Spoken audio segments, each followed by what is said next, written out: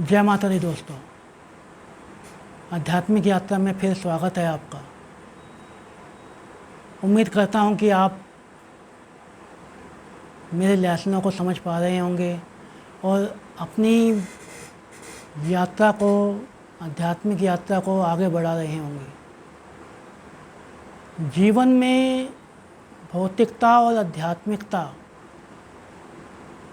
दोनों का पैरेलल चलना ज़रूरी है। भौतिकता आपको ये समझाती है कि आपको जीवन में सर्वाइव कैसे करना है, आपके खाने पीने का इंतज़ाम कैसे होगा, आपके समाज के साथ संबंध कैसे रहेंगे, आप के पास धन का आगमन कैसे होगा, आपकी व्यावसायिक स्थिति कैसी होगी, आप नौकरी करेंगे या व्यवसाय करके पैसा कमाएंगे, ये सब भौतिकता में आता है। लेकिन आप कौन हैं, कहाँ से आए हैं, क्यों आए हैं, किस लिए आए हैं, आपको जीवन क्यों मिला है, क्या केवल खाना पीना सोना ही जीवन का उद्देश्य हो सकता है या फिर कुछ और है जिसे हम समझ नहीं पा रहे हैं। वो क्या है जीवन का उद्देश्य, उसको समझना आध्यात्मिकता है। खुद को जानना आध्यात्मिकता है, दूसरों को समझना भौतिकता है।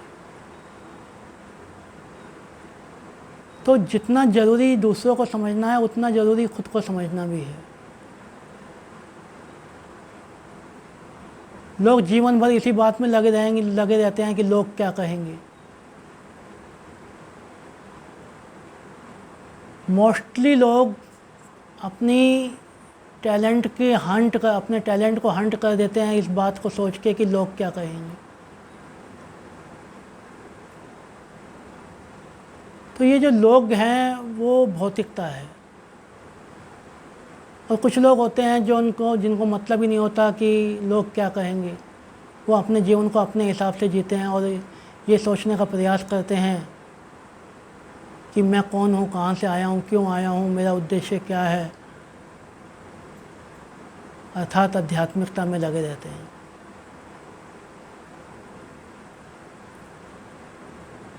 एक सफल जीवन में, एक अच्छे जीवन में, सार्थक जीवन में मैं समझता हूँ दोनों ही चीज़ों का समावेश होना ज़रूरी है।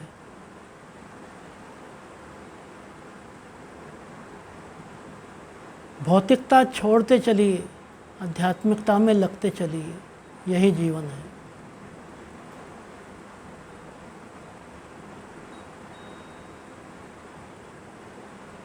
और आध्यात्मिकता तब तक नहीं आ सकती आपके जीवन में जब तक कोई गुरु नहीं हो। इसलिए सत्संग, सद्व्यवहार, सत्संग, सद्कर्म, ये चीज़ें धीरे धीरे जीवन में लाइए।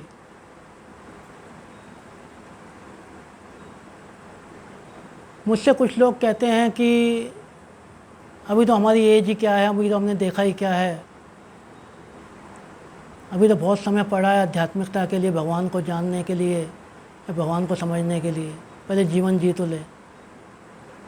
मैं उनसे एक बात कहता हूँ कि क्या गारंटी है कि अगली सांस आपको आएगी या नहीं आएगी, अगला दिन आप देख पाएंगे या नहीं देख पाएंगे।